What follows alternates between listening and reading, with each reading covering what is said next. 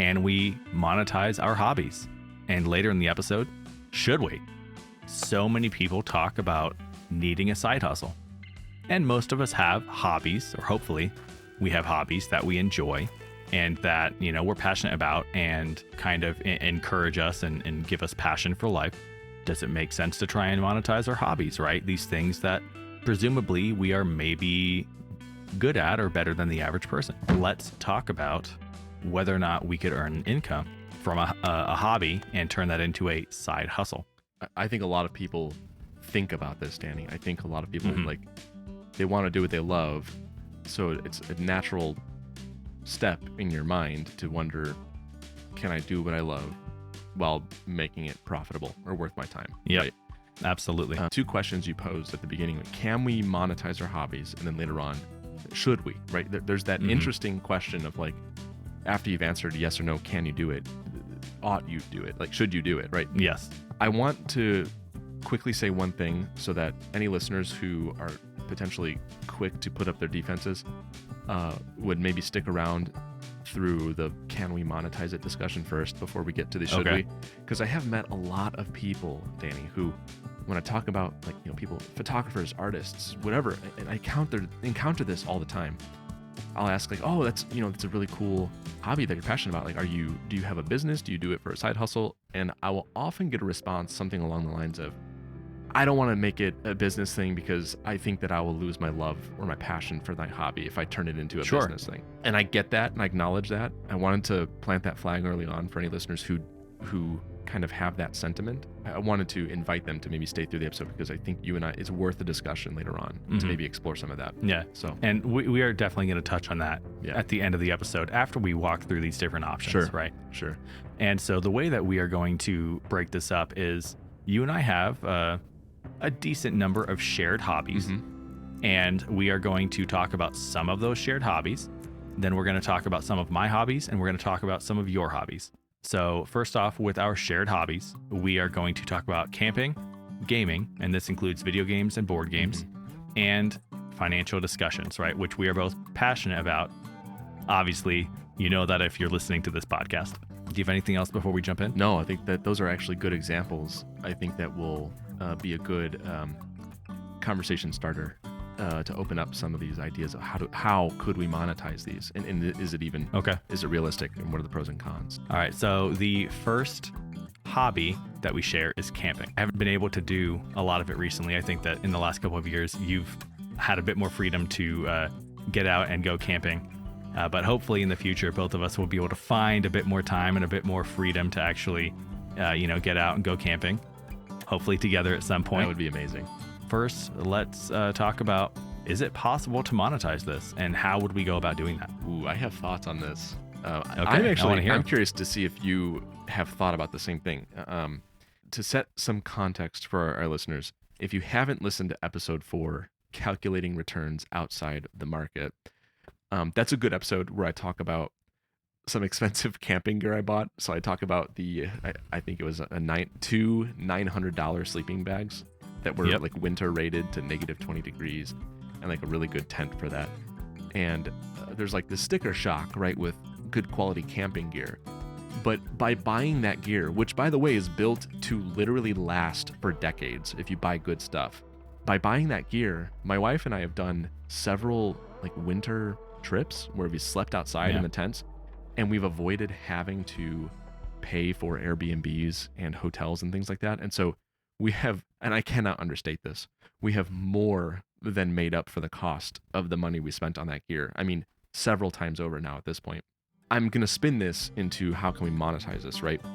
Knowing that good gear can open up people to adventures, and good gear can last a very long time, it certainly makes for a good investment from an inventory standpoint to buy something that's going to be rugged and last for a long time. Now, if you can monetize that thing, your maintenance of that thing, keeping it in good shape, is probably very low lift. It's not going to require too much maintenance, right? Like camping gear is built pretty rugged, depending on what you buy. So how can we monetize it? So Danny, I'm gonna tell you about a little bit of a pipe dream I have, and maybe this is where you were thinking, maybe not.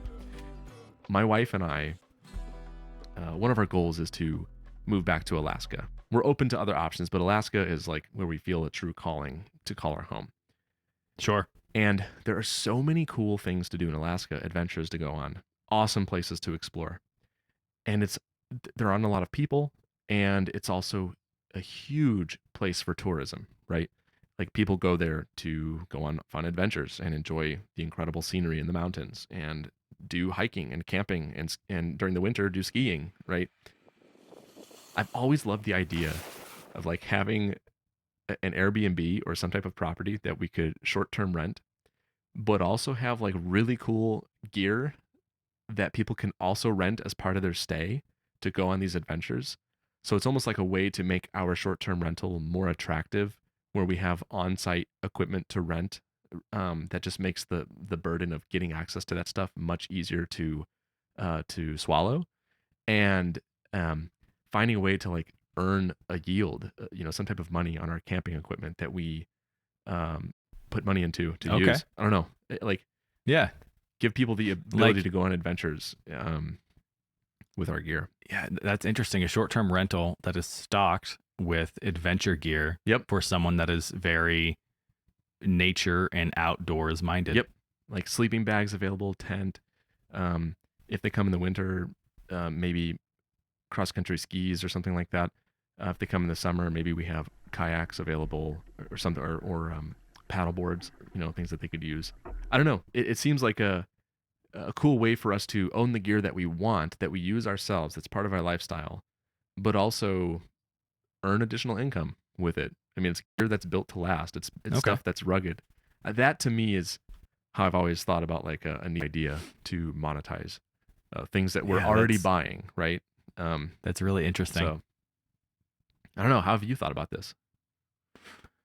One way that came to mind was, I know that people used to do a lot of travel, vlogging, and you can monetize that in a way. Today, you can probably create adventure channels like on YouTube, right? There's a lot of other skills connected to that, right? In terms of videography, video gear, editing, all of that, storytelling. But I would think that YouTube is one way you could monetize it. That does make me think of, I have a friend who has an adventure channel all about camping, trucks, motorcycles, cooking outdoors, fishing, so many different things.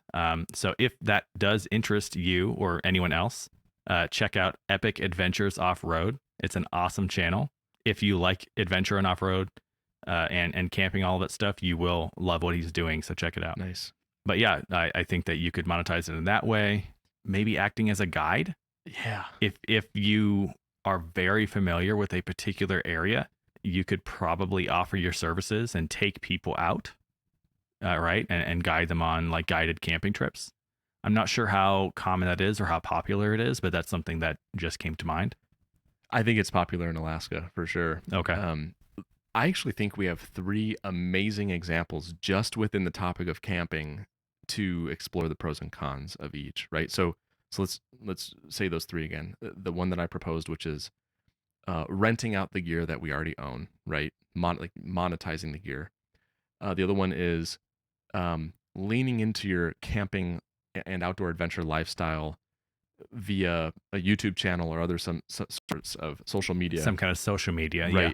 And then the third is actually being a guide for people. Like right off the bat, I'm already noticing that they each have a different flavor and they each come with their own pros and cons, right? Like on the one hand, the pro is that I'm leveraging things I already own that I use and could just turn it into another source of income that requires very little to no time involvement on my end, right? Like sure, I have to very little active involvement. Right. Like I have to manage, of course, getting a renter, somebody who wants to rent a house for short term, for example. But then, the service is like an a la carte. If they want access to the gear, they can pay an additional fee and use it and take it with them to go do things, outdoors. With that example, and to our listeners, think about this when you think about your own hobbies. Like what I love about this example is that it protects the most valuable asset that we have, which is time, and it requires little involvement on that front. The cons, I don't know how much you could feasibly charge for people to rent your gear. How many times would you have to rent it out for you to have made up the cost of you purchasing it to begin with? How much is the extra wear and tear on it going to increase the likelihood that you will have to repair or replace it sooner than you anticipated, right? So there's like the maintenance part, which I suppose does also take time. There's trusting people to not just treat your belongings like crap and, not respect what you own. Although I will say people who are like really big into the outdoors lifestyle, who are passionate about it, they generally treat these things kindly. A lot of people I meet in the outdoors lifestyle, like they I don't know, there's definitely a shared culture there. So maybe it's not as much of a con or a risk. I don't know, but people are still people, right? So, but like talk about your example too, right? Like with the two examples you gave, the social media outlet where you monetize and as well as the being a guide, both of those do require time, arguably a lot of it. Yes. Right. I would agree. Yeah. On the social media side, not only are you talking about the time spent camping, which is hopefully, very fun and rewarding, to you, but you have a large amount of time spent on your camera gear, your videography, your editing, whether or not, I think in order to, be able to do this successfully, you probably have to have a decent amount of charisma or camera presence. People need to like you in order to watch, right, whatever you're creating. And so there is a huge time amount there, both spent actually out in the field, right, in the forest, in nature, but also on the back end with preparation and planning and all of that. Now, I do think so that's kind of on the con side, just the sheer amount of time and the additional skills needed. On the pro side, it may be that if you are successful with it, it opens up additional avenues, right? Maybe it can eventually be a full-time thing for you rather than just being your hobby, right? A hobby that happens to bring income.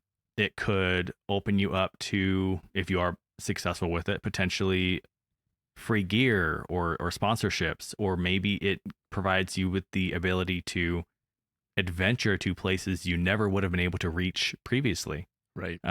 Because of additional cash flow or invitations, things like that. Yeah, I think one of the risks with it too is that like anybody who's a content creator, right? Like at the end of the day, we are talking about someone who is a content creator whose niche is camping or outdoor lifestyle, right? And and everything you just said, we could basically plant in any other hobby we discussed today, gaming, finance discussion, whatever it might be. One of the risks I like to call out though is like there really is like at least from what you and I know about the YouTube side of things, and even the podcast, it's a hustle, right? Like it's absolutely, it's a hustle, and the amount of time you spend upfront building up your brand and your presence and your content creating engine, if you will. I mean, you could spend thousands upon thousands of hours just to earn nothing. Exactly. Right? With the hopes that this engine's going to pick up and eventually turn into like a long-term generator of income or other benefits, right? That's something to be aware of, and I think it definitely has the potential to do really, really well. But I also think the competition's very fierce, right? Like absolutely, it is. I mean, I think that's a fair point to make is, if you are going to do this, you have to love, not only do you have to love camping or whatever else we were talking about related to content creation. Yeah. You have to love the actual process of creating. Yeah. Right. In addition to the hobby, you have to love creating that content. You have to love producing things. Otherwise, you will eventually burn out. Yeah. Gosh, I know we're still on the camping, but I hope. Yeah, we got to start moving. Well, it's okay. I think there are I think we're planting a lot of things that are parallels to other topics we're going to jump into, right? And so we may not have to actually spend as much time on other hobby ideas, except to maybe explore some of their specific nuances. But I love that you used the word. You have to like the process of being creative, right? let's go back to the example I posed where, no, sorry, that you posed, where you're a guide, right? You're a guide. Mhm. Maybe you're in Alaska, right? And you're an outdoor adventure guide. You know, amazing hikes or really great fishing spots or great skiing places, whatever it might be. You don't necessarily have to be a creative or artistic thinking individual. True. You may have to have obviously good safety and survival skills and Yep. technical skills to perform those outdoor activities safely and efficiently. And some marketing skills in order to Sure. actually get clients. Right. And maybe good customer service, because if people don't like you, they're not going to like recommend Yeah. you. But you don't necessarily have to be a creative person, right? And Yeah. I think you're hinting at whatever hobbies you and I discuss on this conversation for this episode today. I think one thing our listeners should have in their mind is like taking a step back, even higher level than just what is the specific hobby we're discussing. Ask yourself honestly, are you the kind of person that likes the challenge, the puzzle of being a creator, like creating, having a process of creation where you are leaning into your creative side and you embrace that? Or are you the kind of person where you would find that probably really draining and difficult and frustrating? I think if you can answer that question, you've probably just helped narrow down more subsections of where you might be a better candidate to monetize your hobby in one way versus another. So I think that's worth keeping kind of in mind as we talk That's through. a great call out. Yeah. So yeah, I mean, can we pivot into the gaming side of things? Absolutely. This has been on my mind ever since I saw you write this, the show notes up today, like to guide us on our conversation. I want to give you an example of something that's been on my mind, and I think it has value, and I hope it will resonate with some listeners. Something I struggle with is finding time to pursue and take part in the hobbies that I love so dearly. And The plight of an adult. yes, it's, obviously I'm in a relationship with my wife. I'm now a father as of this past January. Mm-hmm. And A new father. yep, You have no new time. father. Yep. I have a full-time job. You and I are doing this podcast. I also have a part-time eBay business side hustle where I sell some collectibles. I enjoy everything I just said, truly. Like, obviously, my spouse, love of my life, my child, love of my life, right? This podcast has been unbelievably rewarding and a lot of fun to do with you. I agree. I love my job so much, and I have a blast selling stuff on eBay, especially because a lot of the collectibles I sell are born out of my hobbies that I enjoy. Mm-hmm. But for whatever reason, I struggle to find time to pursue my hobbies. And even when I otherwise would have time, I find these interesting conscious or even subconscious ways of convincing myself out of doing them. And it comes Okay. up in so many different ways. Like there could be thoughts nagging on my mind about like, well, I could, play this board game that I've been dying to play. Or I could be a responsible adult and take care of the dishes I still need to do and the minutia Yeah. of everything else going on in life. There's always something I could do to keep myself busy and being a productive adult and, a good partner. There's always another project. Right. Yep. And it's a personal problem, right? It is. It's I'm giving you insight into my psychology as a human. It's probably born out of different factors. I'm sure anxiety is a role too. And I've always struggled with it. And even my wife has approached me so kindly on many different occasions and said like, hey, Chris, you got to set time aside for yourself to pursue these hobbies, because if you don't, like, what's the point? Like, why do we do what we do to live the lives we do if we can't like be intentional about pursuing the things we love to do? And I know it's a long rant, but I'm giving you an example about board games, something that has occurred to me that is intriguing to me as an idea. I've always loved the idea because I struggle to play board games, and it's one of my favorite hobbies. I struggle to find myself time or convince myself to do so, and I've always like entertained the idea of streaming myself playing solo board games. I love solo board games, and the idea that I could stream maybe on Twitch or whatever and have like a really cool setup with maybe a couple cameras, one looking at what's on the board, maybe another one that can zoom in on whatever is my hand or cards that I have or whatever I've acquired as part of the game.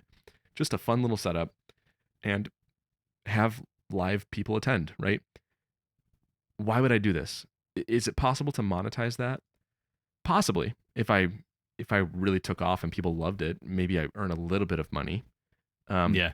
It would go back into the content creation and all of the pros and cons that we discussed. Yeah. Do you want to know what Yep. really motivates me about this idea?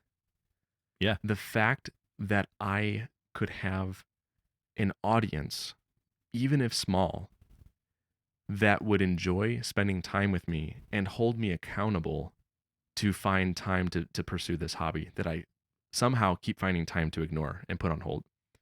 And I always wondered, like, if I do this, could it perhaps light the fire under me to just hold myself accountable that, like, hey, this is my allotted time on this day every week, every Thursday or whatever it is, that I'm going to sit down and I'm going to stream. I'm going to play this board game I've been wanting to play. I've learned the rules, I've read them, I've been wanting to play it. Why haven't I played it yet? So I don't know. The idea that you could maybe pursue some avenue that has the potential to monetize your hobby, maybe one of the added benefits is that you're putting yourself in a cool situation where maybe you're holding yourself more accountable to do that hobby that you've been so Okay. easily ignoring, right? I don't know. Yeah. And we'll call out, yeah, we realize this is not a problem for everybody.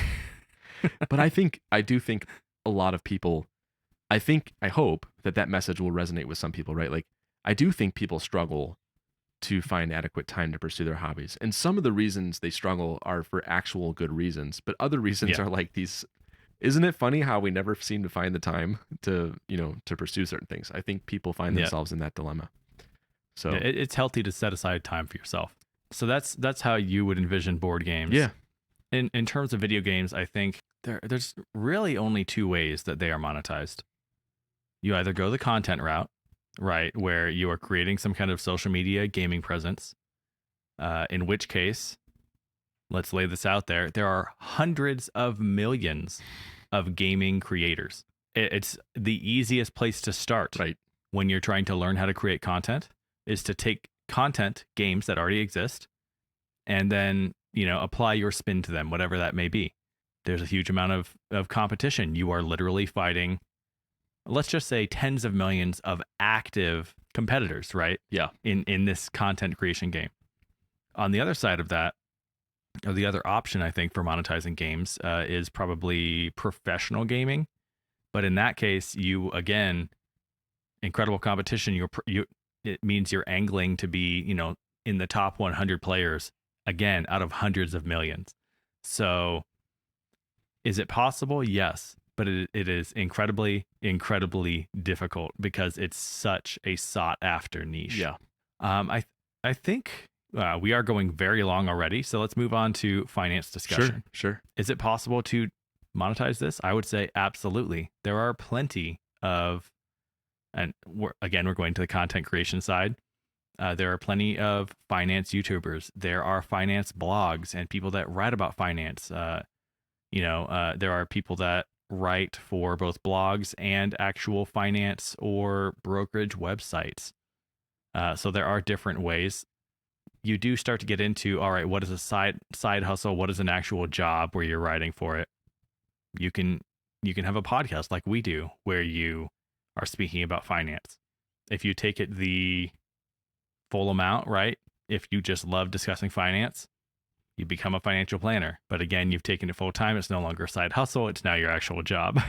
Yeah, but I think this is a good example, right? So obviously finance is a very professional field, and Yeah.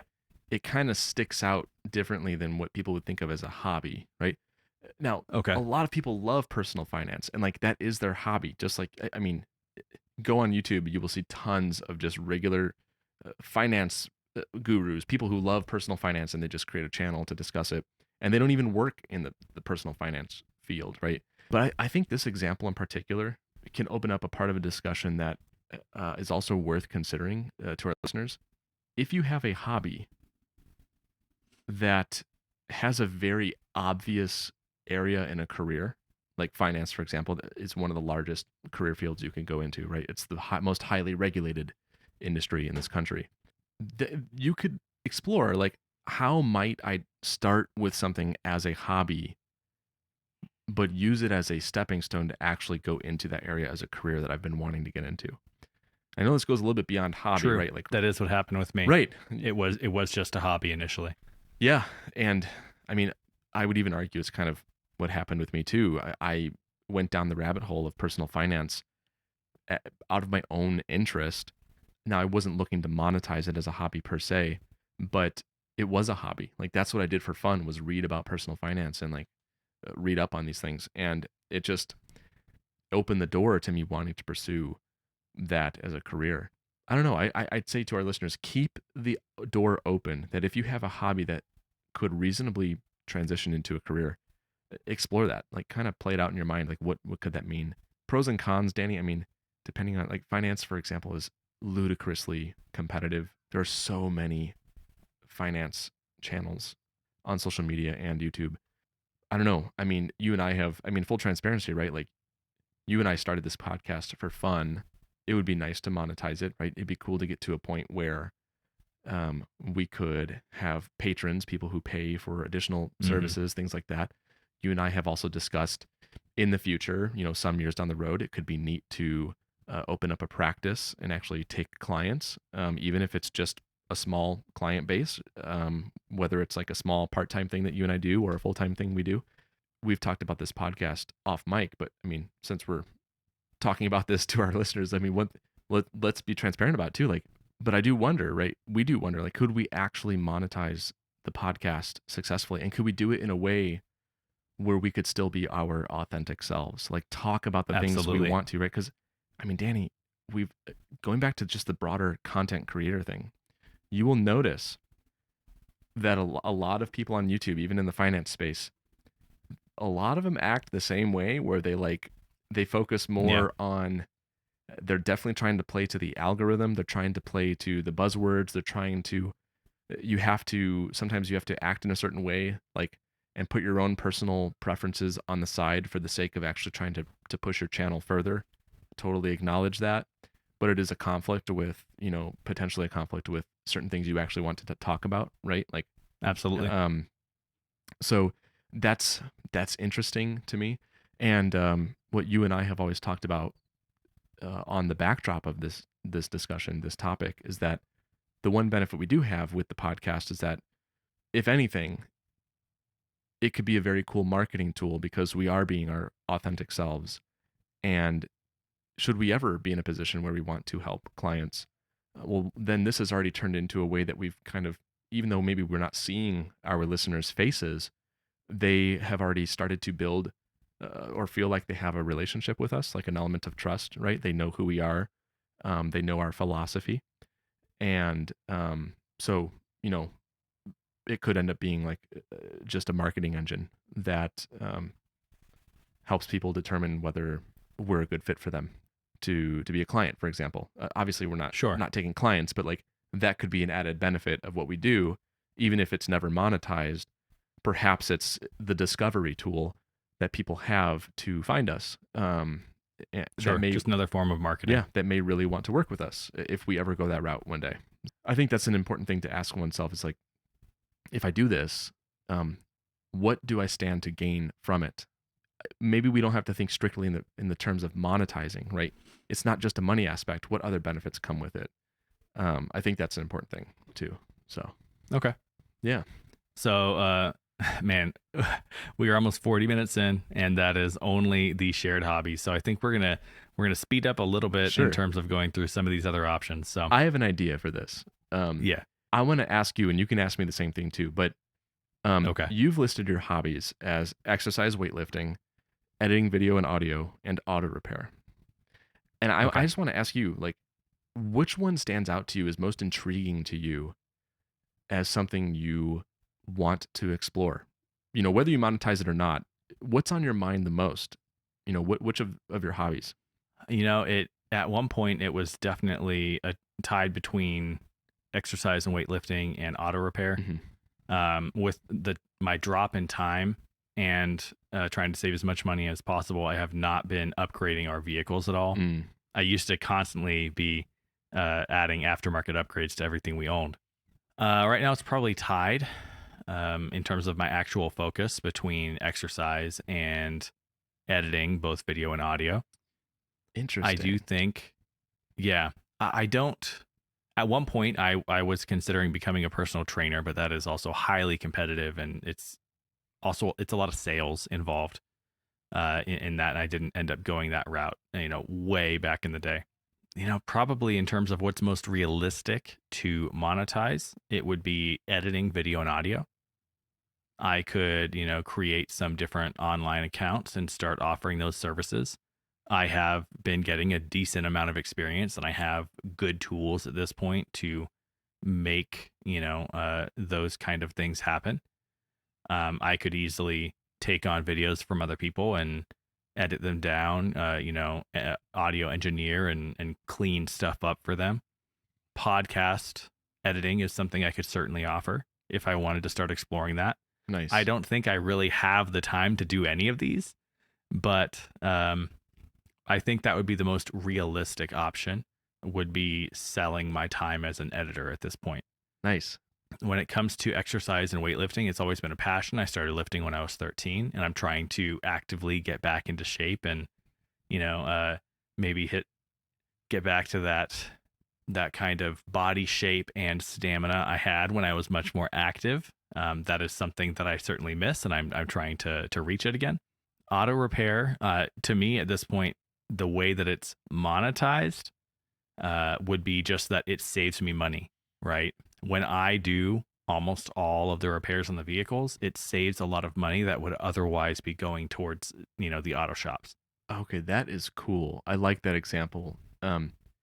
So shadow monetization. Yeah, no, really, that's a neat Yeah. way to put it, right? You are, by virtue of your hobby, your interest in auto repair, you're not out there selling parts or selling your services to repair other people's vehicles, but you are using your hobby, your skills and knowledge in this hobby to reduce costs for your own benefit.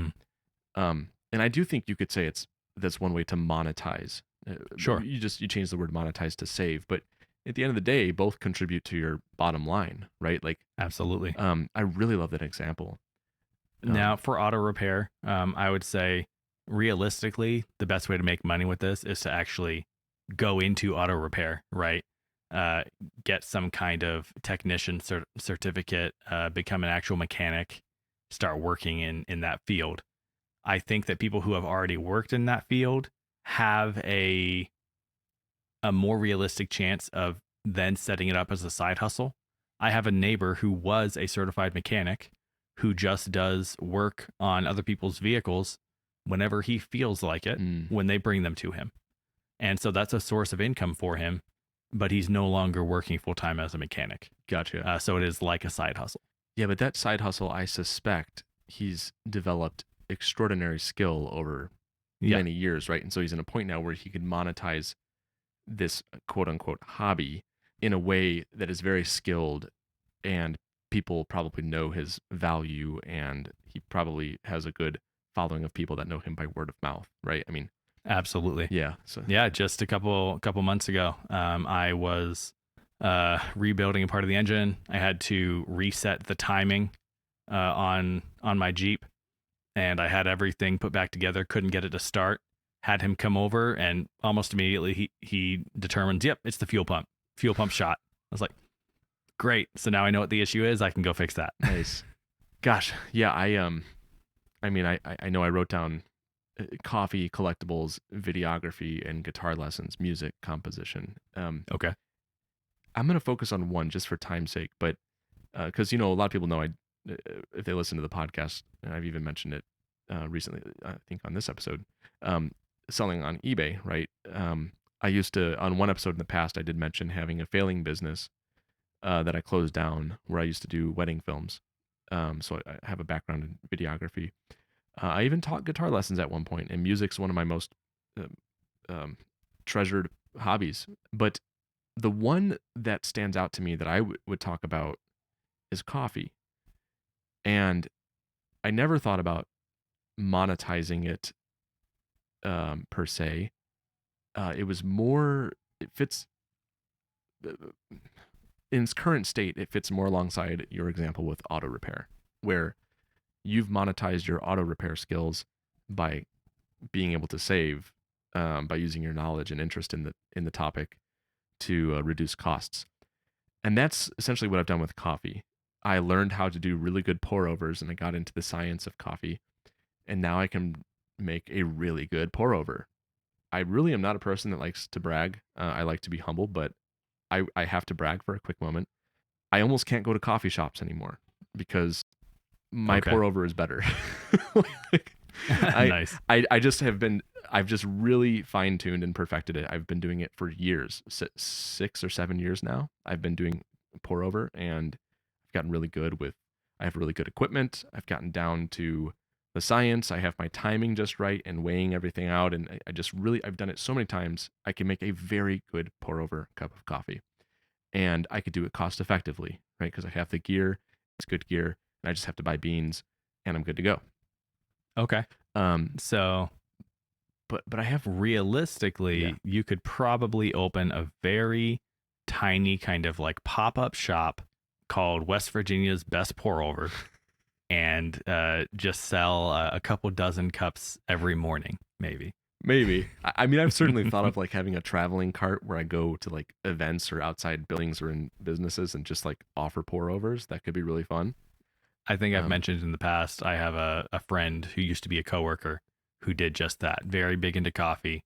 Bought one of those tricycles with the, little refrigerated box in the back, yeah. and did some nitro cold brew and different coffee options. Yeah. I'm so intrigued by that. And maybe I'll pursue it soon. I think I said that on a episode a long time ago that maybe we'd revisit this if I actually ever do it. But I even want to learn how to roast coffee, Danny. Like that's a thing I'm really intrigued by. It's like I've gotten the method down, but what if I could make my own beans now, right? Get some beans and then Yep. learn to roast them and have another cost savings.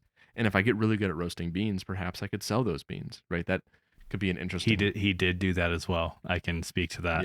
yeah, He bought a large roaster and would roast these, I believe, like single source, single origin beans, and then he would ship them around the country. that's so cool.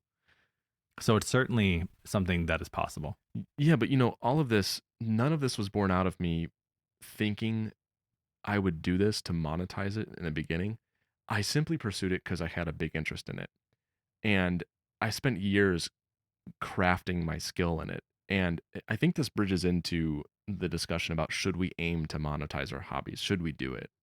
I think the first thing I'll mention on this discussion of should we monetize our hobbies is do you actually have a skill level where you feel very confident, you have high conviction that you can perform that hobby at a high degree of expertise in a way that is going to command marketability, right? People Okay. are people obviously going to see the value you're producing and are they going to be willing to pay money on that? You Sure. know, That leads me into a thought that I had previously.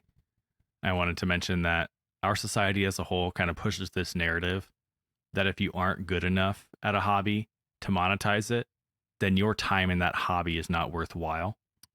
And that is completely false. yeah, I agree. That's false.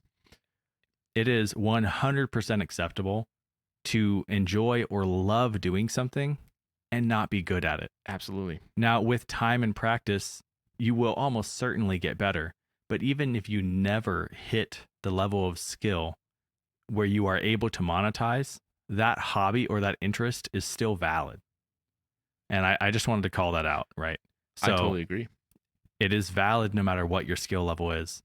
But yes, as you mentioned, in order to actually monetize these things, you need to kind of reach a specific tier of skill that is actually marketable. Yeah, I totally agree because that's the question here is should we monetize our hobbies? Not should we pursue them. I totally agree with you that this narrative that society pushes that you should even question pursuing a hobby if you don't think you'd ever be good enough at it to monetize it. That's just stupid advice, right? That's not, of course, you should pursue hobbies because you love them and enjoy them, regardless of your skill level. But it is true, though. Like, Danny, there is also a narrative in society to push people into the gig economy. Like, pursue Yep. your passions, like, turn it into a business. And it's born out of a good place. Like, I want people to be inspired to have the autonomy in their life to pursue these things and do so profitably. but I also want people to be wise and set realistic expectations, right? If your skills are not up to par in a certain area, that's okay. Ask yourself, do you think you're on a trajectory where, given enough time, if you keep pursuing this hobby just out of passion, do you think you could get to a spot where your skill set is very good? And if the answer is yes, then awesome. You know what? You have something to look forward to, because then there's probably a good chance you're going to be in a position where you could monetize it. But that is an important question to ask yourself. Should we monetize our hobbies? Yeah. I mean, what else comes to mind, Danny? I think this is more of like the personal side of things. It's more emotional as well. Like what I mentioned at the beginning of the episode, right? People who have fear that, well, if I just turn everything in, make it about money and turn it into business, I feel like I'm going to lose my interest in my hobby. That I'm not going to love it Sure. anymore. I'm going to grow to hate it. What are your thoughts on that? I think it's completely valid.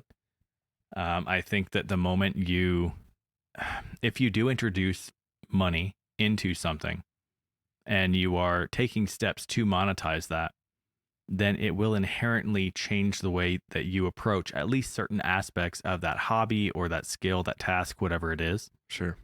So you have to be honest with yourself and really ask, if I start to get paid for this, if I start to make money doing this, how do I anticipate it, or how do I see it changing how I approach this thing? Am I still enjoying it as much? Right? Am I starting to kind of view it as a chore or a job? A lot of things we spoke about hinge on creating content and kind of a social media presence for some of these, right? These things, that these hobbies we've talked about. And once you start to get into that arena and you're making that skill or hobby or interest public, and it has content creation connected to it, there becomes a pressure to continue to create, to always be working on it, right? To keep putting out more and more. Obviously, like, we have given ourselves an obligation with this podcast, right? To put out a weekly episode. And there are times where that becomes almost onerous. It can be difficult to maintain that weekly schedule when other things come up in life, right? When you have trips, when there might be a family emergency or something like that. So approaching it from a monetization standpoint can put a damper on the overall enjoyment. And you have to decide if you're willing to accept that damper, if there are ways to mitigate or negate it. And obviously, I mean, it's a net loss if eventually you kind of ruin your love of something by pursuing a way to monetize it. Oh man, I know we're deep in the bonus round, but I have things I have to say on this, because now we're getting to some really juicy stuff relating to the personal side of things. And I want to touch on a couple things.